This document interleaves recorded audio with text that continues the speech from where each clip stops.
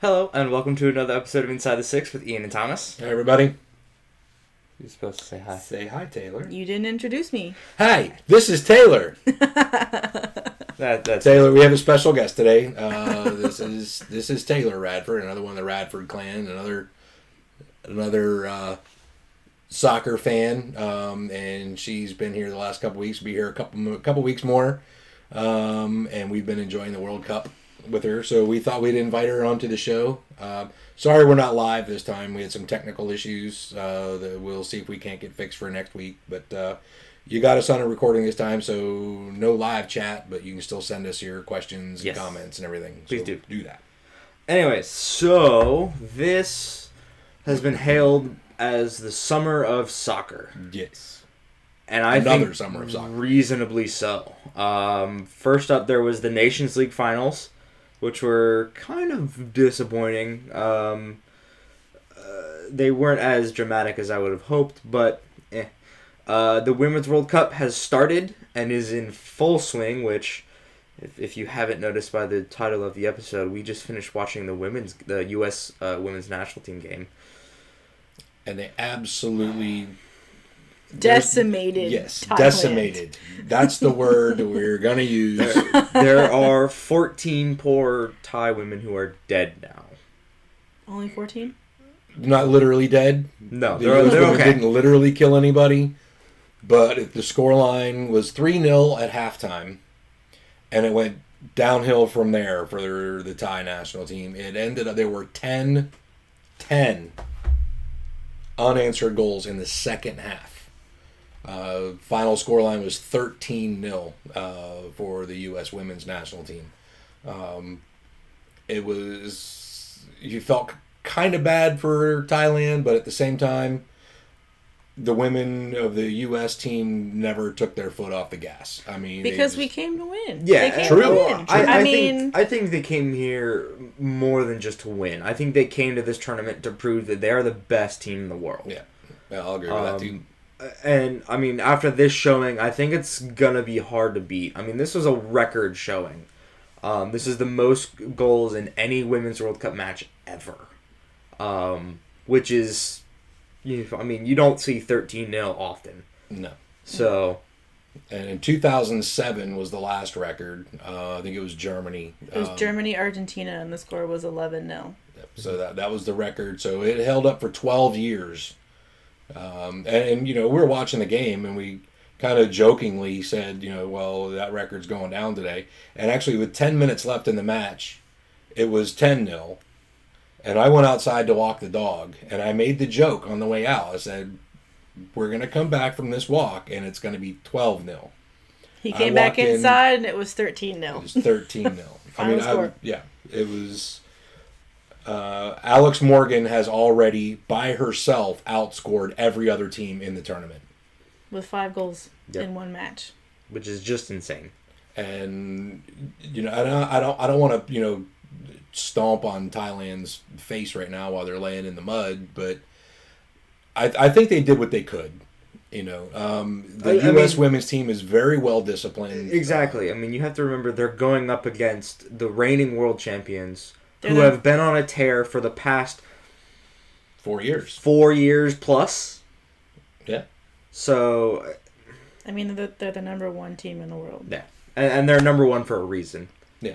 So and like Thomas was saying, I think they came here to prove that they've earned that. Yeah. There was no luck.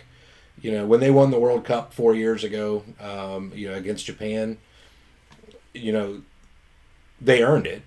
There was never any doubt that they earned it. I mean, they played their hearts out, but they didn't have a full-strength squad. I mean, you figure, Alex Morgan was coming in from injury, and she was still playing as a sub for a lot of that tournament. But now that, that the U.S. are back at full strength, Megan Rapinoe is still sharp. Alex Morgan is still sharp. Carly Lloyd looks fantastic. Yeah, and she came off as a sub today. So I think this is going to be the U.S.'s tournament again. Last episode we did talk about we were going to do like a bracket challenge like we did for the Men's World Cup. I have the U.S. women winning it. I have Germany, USA in the final, and I have the U.S. women winning. What do you have? I think I have the same. Germany, U.S. in the final, and U.S. taking it. I think I have France and the U.S. in the final with the U.S. winning. It's also a good possibility of that happening. Yeah, and those are the three contenders in the tournament right now. And they have been since before the tournament started. It was France, Germany, and the U.S. as the three big contenders. And you've got Sweden and Canada and England. Mm-hmm. England's another kind of big contender with Canada and Sweden kind of on the outskirts a bit, with a chance to maybe pull off an upset. I'm excited for this tournament, especially after this game. So, I'm excited for all of it because every game's been relatively close. I mean, they've been low scoring, except for today. Yes, obviously except for that. But that's an outlier. All of the scores have been relatively close. I mean, some teams are getting by with just 1-0, 2-0, and even 0-0 draws. I mean, Argentina got their first ever FIFA World Cup point yesterday with the draw. Who'd they play? Japan. Yeah, and Japan's not a team to mess with either. Mm-mm. I think they're another team kind of on the outskirts that could potentially upset again. Well, and on that point, we were watching that match. Taylor and I were watching that match, and it was all Japan, really. I mean, Argentina had some stuff moving forward. Mm-hmm. They didn't play badly.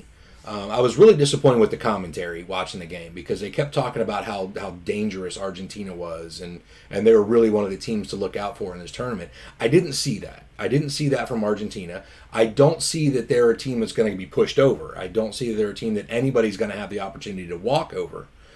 But I don't see that they were, a real threat. Japan dominated the match. I think they had somewhere in the vicinity of 70% possession. Mm-hmm. And the possession that Argentina did have was mostly defensive possession. Yes. Like I said, they did have their opportunities to get forward, and they played some good football. The biggest thing I noticed is that Japan had a really hard time finishing. They really kind of sliced and diced their way through the defense, and then never really did anything with it. They were just missing that one little spark of creativity from somebody to really finish off a goal, which would have given them 3 points, in that match. But it was a hard-fought match. Argentina didn't look like they were wearing down. A lot of teams, when they're on defense so long, really get tired. It's tiring to defend for 90 minutes.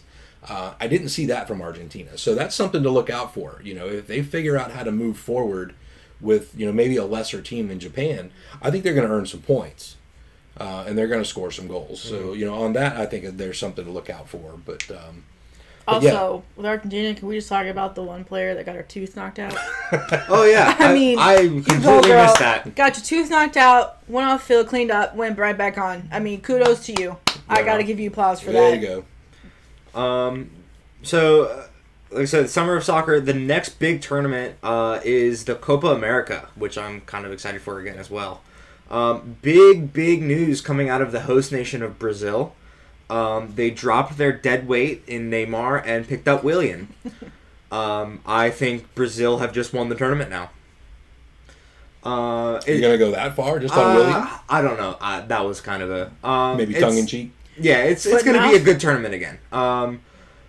Hopefully this is the year Messi can win something with Argentina.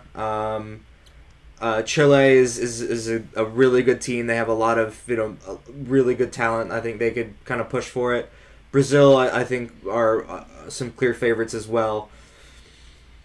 I don't know. It's going to be a good tournament. The South American tournaments, to me, are always some of the best.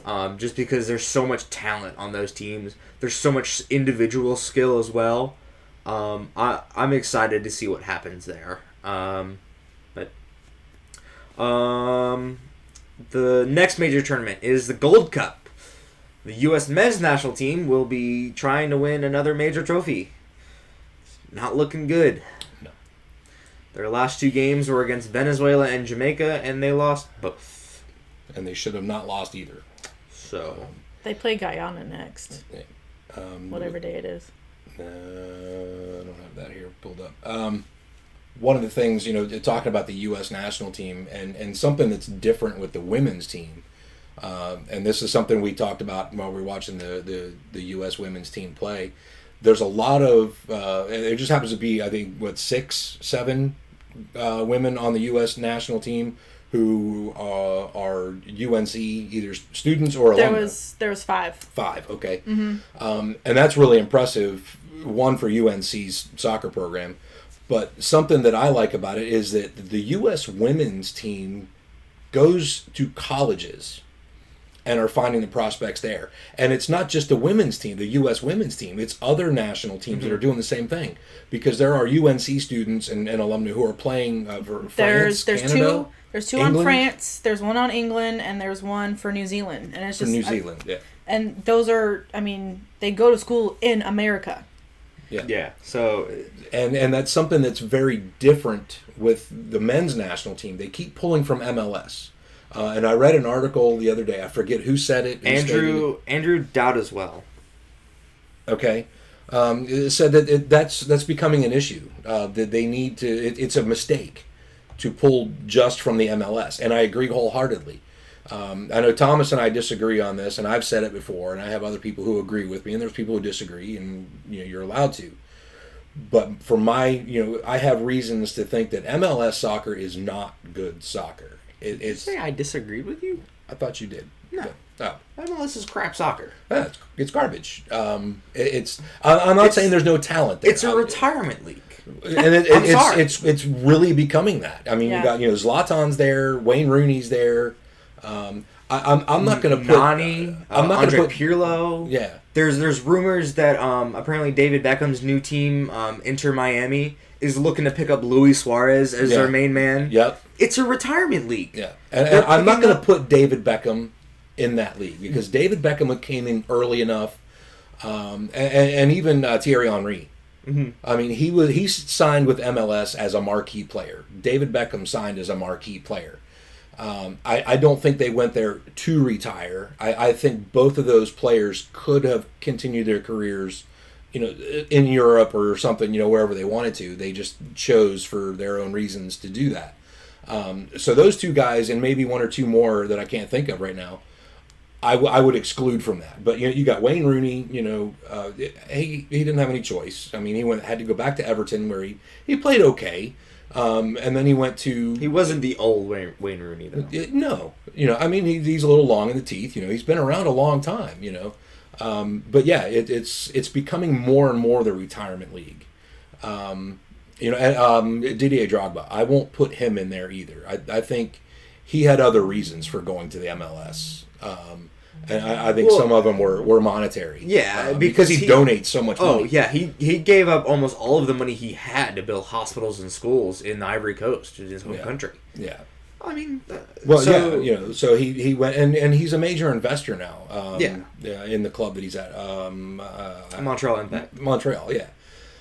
So, but yeah, MLS, those aren't the players that they need to be pulling from. And like I said, I'm not saying there's no talent at all in the MLS. No, go around to the colleges. But let's find some younger, fresher players. More impressionable. More impressionable players. Someone who can... Yeah, that's a really good way to put it. There was a policy under Jurgen Klinsmann that it never was it wasn't implemented, but he wanted to, where he wanted his players for the U.S. men's national team to play in Europe in top division football. Right. That's where top football is. Well, and they talked a lot when Klinsmann was at the helm there about the German connection. And that's where, I mean, look at Christian Pulisic. Mm-hmm. I mean, this kid is a world-class player and is going to be for a long time. And I guess we've already talked about his transfer, but playing in Europe, I mean, it's a better style of football than this kind of hack 'em slash 'em. Let's just there is talent. It's there. It's just the style of football that's being taught. I think very unrefined. It's unrefined, and it's I call it the hack 'em slash 'em. Just long ball after long ball after long ball. There's really no intricacy. There's no artistry to it. Like you see in European football, or even the South American, with the tiki taco, that kind of stuff. I mean, and you look at, every year the MLS puts together an all-star team. and they play some big name from Europe, and every year they get slaughtered. Because I believe they're playing Juventus this year. I'm sorry. That game is already over. Hat trick Ronaldo. and I mean... Or 5. It's just... It's, or 5. Like Alex Morgan. I don't know. There's a lot that needs to be done.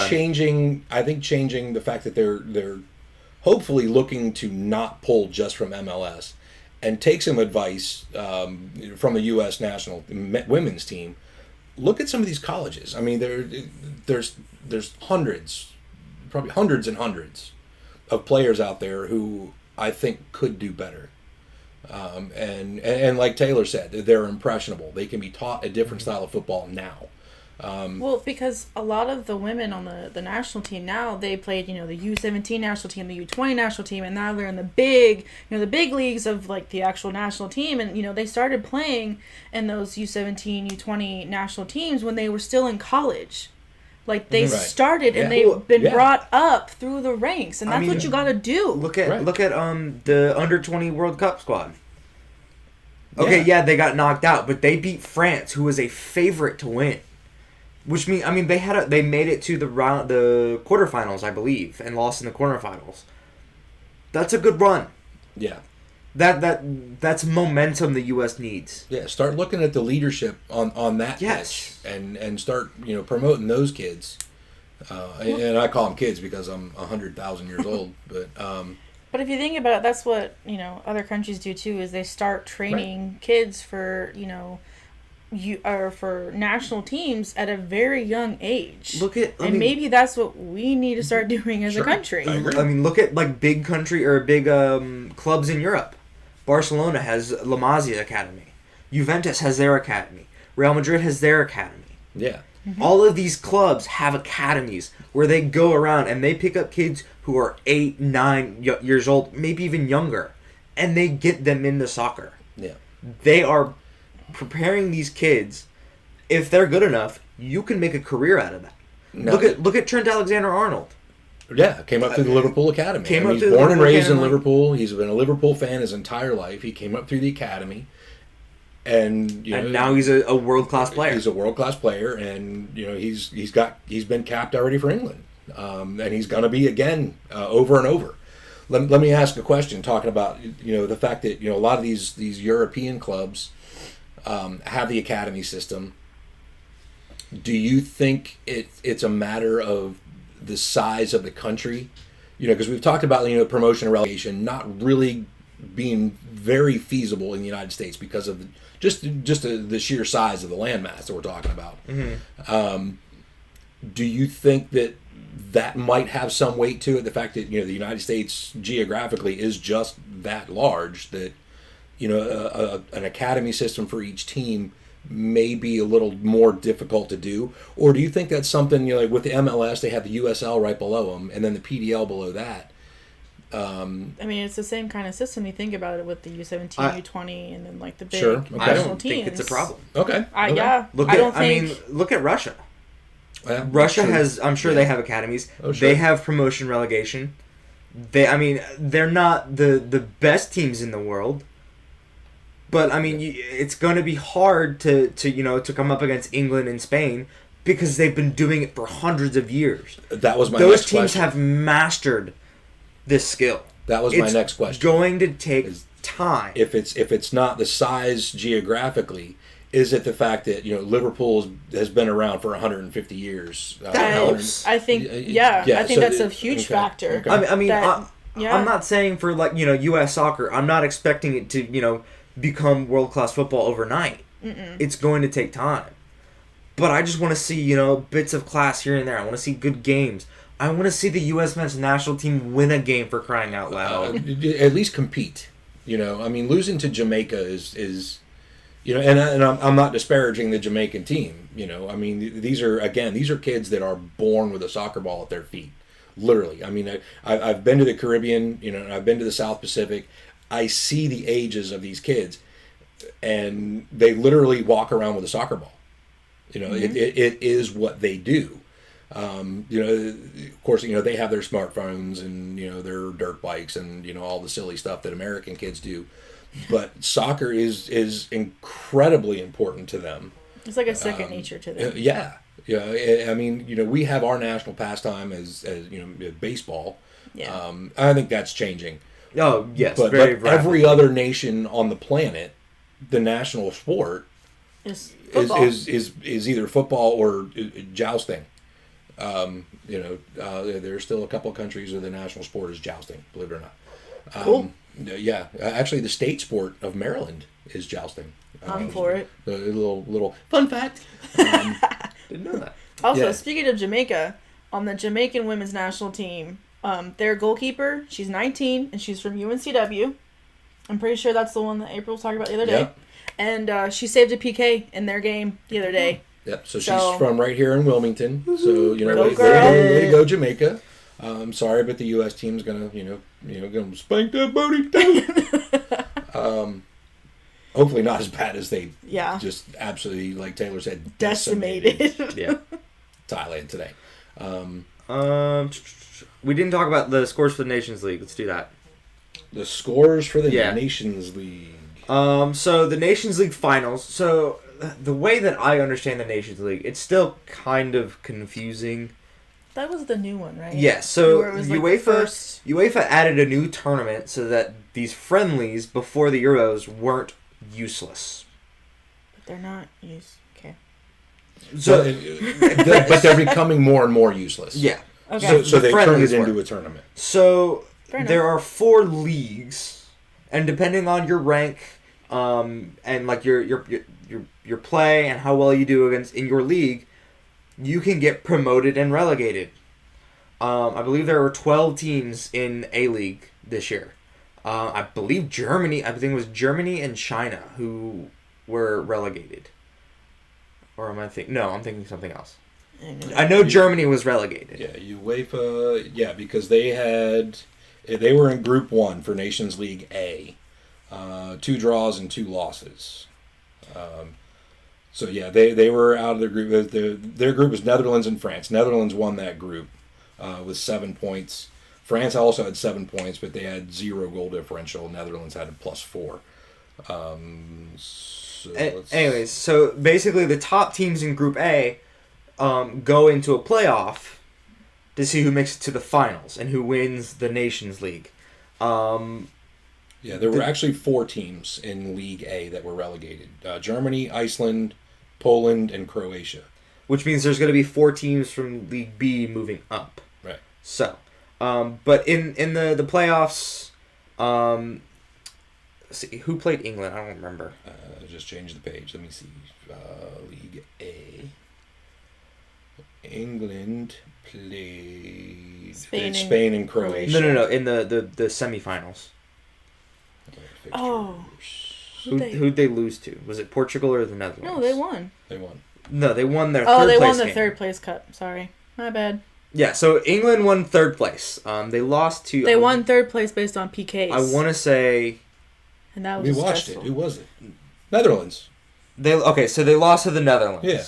I'll say it was either Portugal or Netherlands because they went to the that the finals. Swiss lost to Portugal. England beat the Switzerland in penalties for the third place match. And Jordan was Pickford... crazy. Jordan Pickford scored an amazing penalty, threw his gloves back on, goodness, and then had an amazing save to win the game for England. And then the Netherlands-Portugal final was kind of flat. It was kind of Yeah. flat. And everybody was talking about the big matchup between Virgil van Dijk and Cristiano Ronaldo. There And wasn't Cristiano There Ronaldo wasn't. cowered in the left corner the whole Oh, game. absolutely. It's true. Van Dijk scared the crap out of that man. I mean, he's 6'4". Can you tell me you wouldn't be scared?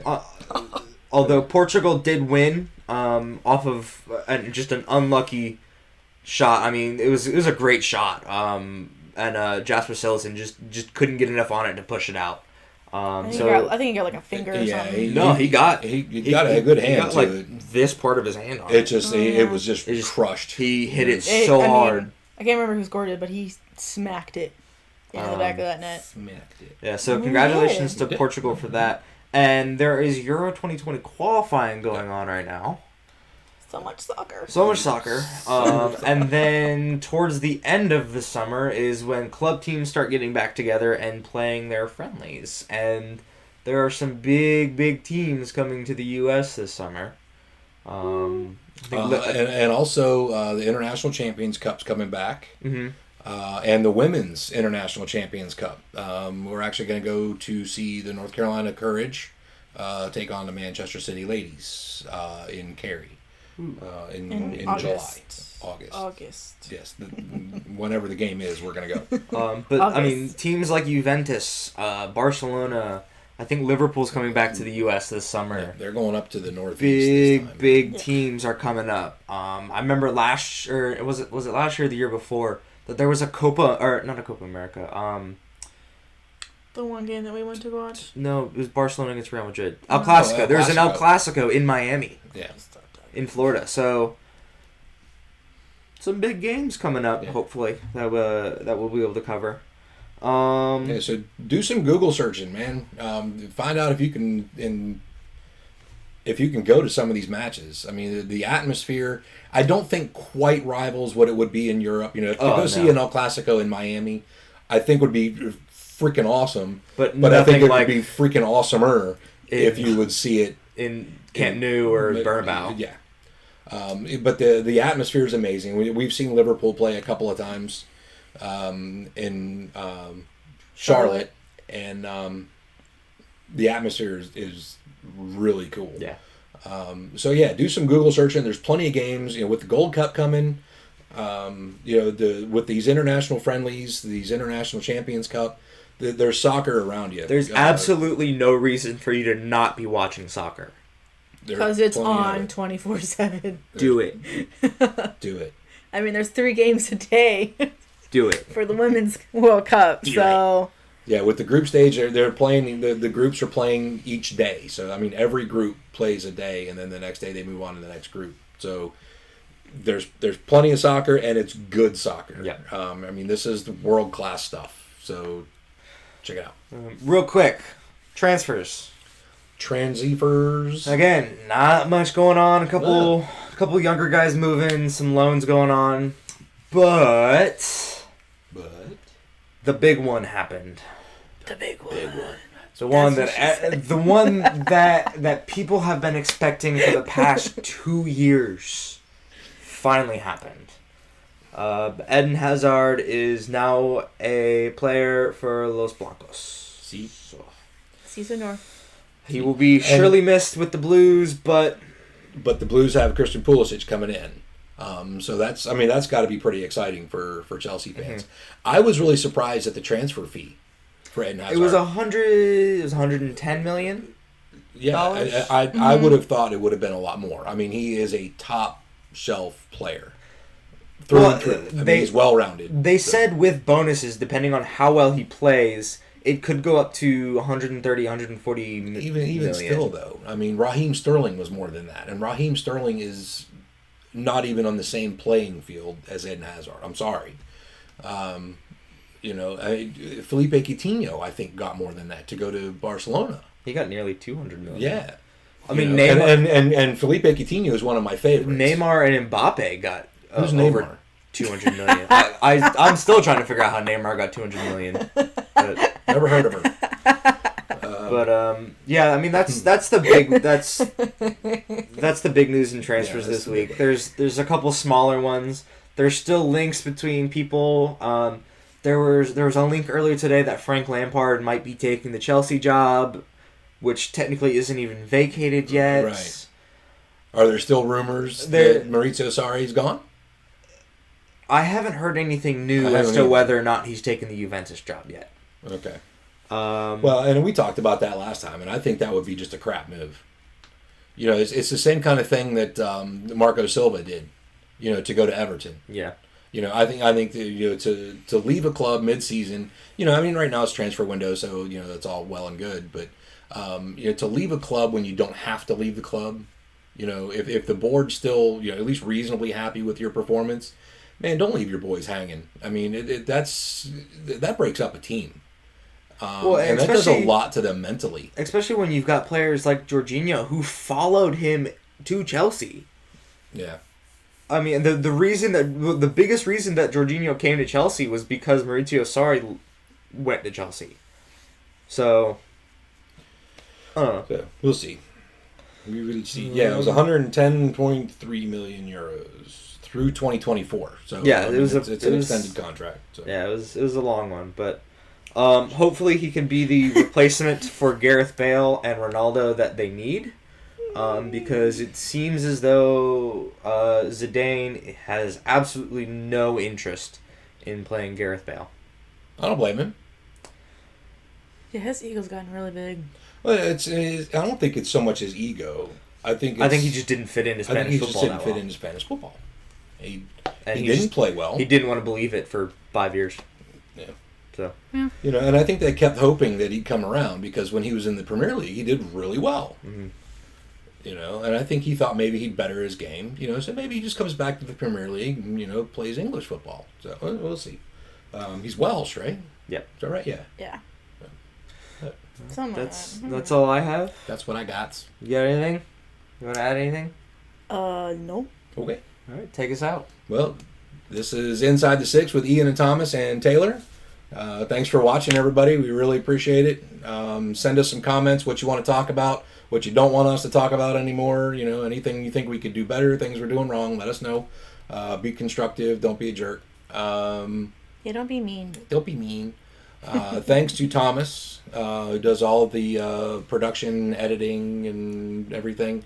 Like I said, just a couple of hiccups today, so we weren't live. I have no idea what happened. It is what it is. Special shout out to our good friend Macaphonic MC. We use his music for the intro and the outro. You can find links there. Check him out. He's a super talented dude, super cool guy. And also his family has a really cool YouTube channel called Fun23. He and his cool wife and their 2 cool kids do some really fun stuff, family oriented stuff. So if you got kids and you're looking to entertain them, you might get some ideas. Check it out. Fun23. Check out the t-shirt shop, sticker store. No, sticker store's closed. Never mind the sticker store. Don't check that out because it's empty. Sorry. Plot twist. Surprise! Psych! Click the bell so you get notifications. Subscribe. Share everything. And we'll see you next time. Thanks, guys. Don't forget to watch some soccer.